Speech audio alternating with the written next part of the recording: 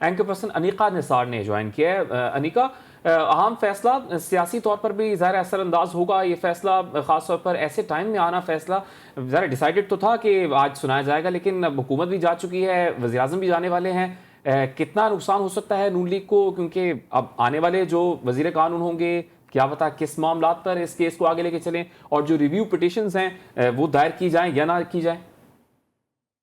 دیکھیے،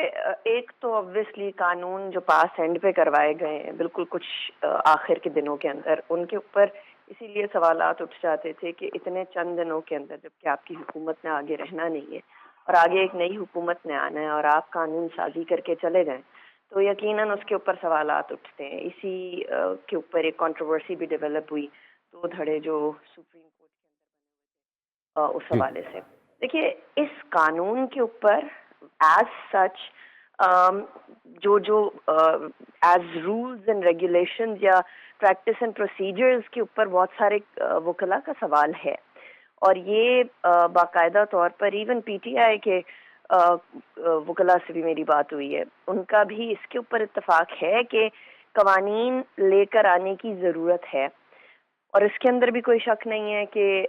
chief justice کے سو motto کے معاملے کے اوپر بھی بہت سارے لوگ سوال اٹھا رہے ہیں۔ تو قانون سے زیادہ جس طریقے سے پاس کروایا گیا، اسے جس طریقے سے اسے آگے لے کر جایا گیا، اور ساتھ ہی ساتھ جتنے دنوں کے اندر لے کر جایا گیا، اینڈ پلس پیچھے جو ایک ڈاؤٹ آف میلیفائڈے تھا، یہ انٹینشن جو ہے وہ خراب ہے، اور اپنے معاملات کو سیدھا کرنے کے لیے ساری قانون سازی کرنے کی کوشش کی جا رہی ہے، وہ بیسکلی اصل میں مسئلہ بنا ہے ادھر، اور اسی کی وجہ سے معاملات آگے بڑھے ہیں، جس کے اندر اوبویسلی اس قانون سازی کے اوپر تنقید کرنا، اس قانون کے اوپر جو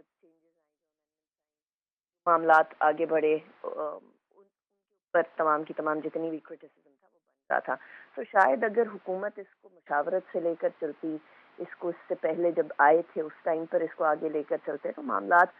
اس نہج پہ نہ پہنچتے، یہ تھاٹ نہ پریویل کرتی کہ شاید یہ قانون پاس اس لیے کیا جا رہا ہے کہ اپنے سیاسی بینیفٹس لیے جا سکیں۔ پھر یہ ہوتا ہے کہ ایک قانون ایک لانگ ڈیو تھا بننا، معاملات کو تھوڑا اس سمت میں لے کر جانا جس سمت کے اندر شاید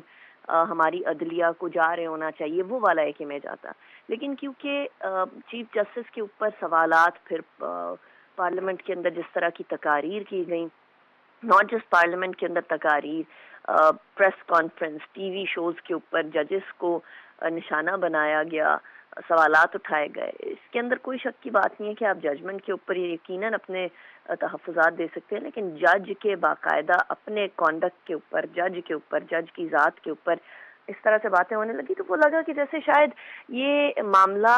قانون سازی کا نہیں ہے، یا یہ معاملہ قانون کو صحیح کرنے کا نہیں ہے، یا یہ لیجسلیشن کا نہیں ہے، جو کہ ایکچولی تو پارلیمنٹ کا کام ہے۔ یہ معاملہ بیسکلی ہے اور صرف انیکا، صرف آپ اپنی اناؤ جن کا۔ پریس کانفرنسز کی بات کر رہی ہیں اور جن تقاریر کی آپ بات کر رہی ہیں، اس کے بعد سپریم کورٹ کے چیف جسٹس عمر عطا بندیال صاحب نے یہ بات بولی تھی ایک سماعت کے دوران کہ ہم بہت تحمل مزاجی کا مظاہرہ کریں جس طرح کی تقاریر کی جا رہی ہیں۔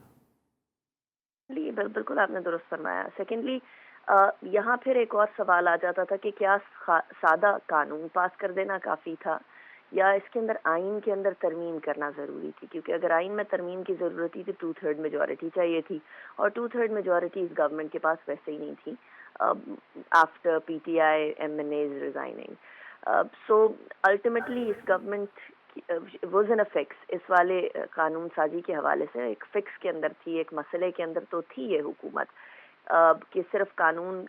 لے کر آنا یا پھر آئینی ترمیم بھی لے کر آنا، پھر ججز کی جو اسپیشلی چیف جسٹس کی پاورز اینڈ اتھارٹیز ہیں اس کو کم کرنے کے لیے کس طریقے سے آگے بڑھا جا سکتا ہے، اس کے اوپر بھی بہت سارے سوالات ہو رہے تھے۔ تو یہ معاملہ صرف قانون سازی تک رہا نہیں تھا، اگر شاید یہ معاملہ صرف قانون سازی تک رہتا تو یہ اتنا بگڑتا بھی نہ اور اتنا زیادہ اس کے اوپر سوال بھی نہ اٹھتے، لیکن کیونکہ یہ قانون سازی تک نہیں رہا تھا اور یہ چلا گیا تھا پرسنل اناؤ تک، اور ایسا جی معلوم ہونے لگا تھا کہ جیسے شاید یہ بدلہ لیا جا رہا ہے، یا شاید کیونکہ ایک تاثر ہے کہ ایک دھڑا ججز کا پاکستان تحریک انصاف کی سائڈ لے رہا ہے، تو شاید اس لیے قانون سازی کی جا رہی ہے. اس کی وجہ سے اس قانون کی جو اپنی ویٹیج تھی وہ ختم ہو گئی، اور جب وقت ختم ہو گئی تو آبویسلی پھر اس کو اسٹرائک ڈاؤن کرنا زیادہ آسان ہو گیا. آج اسٹرائک ڈاؤن کیے جانا کو بہت زیادہ اچنبے کی بات نہیں تھی، اس لیے کیونکہ یہ ایشو شاید عدالت بھی بڑا بھانپ کے دیکھ رہی تھی کہ اس کو کتنا ڈیلے کیا جا سکتا ہے، کیونکہ ستمبر کے مڈ تک چیف جسٹس بھی چینج ہو جائیں گے اور اگست 16 کے مڈ ستمبر تک اس حکومت میں رہنا تھا، جی. اور اگست کے مڈ تک حکومت میں رہنا تھا. تو شاید یہی ٹائمنگ سپریم کورٹ کو بھی بہتر لگ رہی تھی کہ اس کو مڈ آف اگست سے لے کر مڈ آف سپٹمبر کے بیچ میں نمٹایا جائے. بہرحال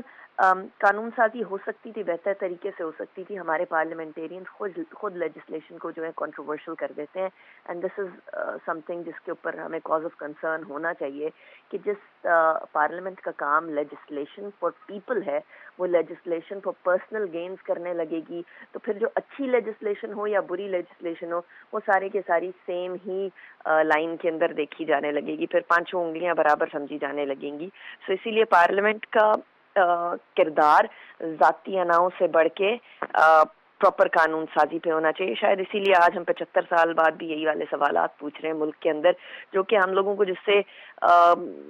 بہت عرصے پہلے سیل تھرو کر چکے ہونا چاہیے تھا.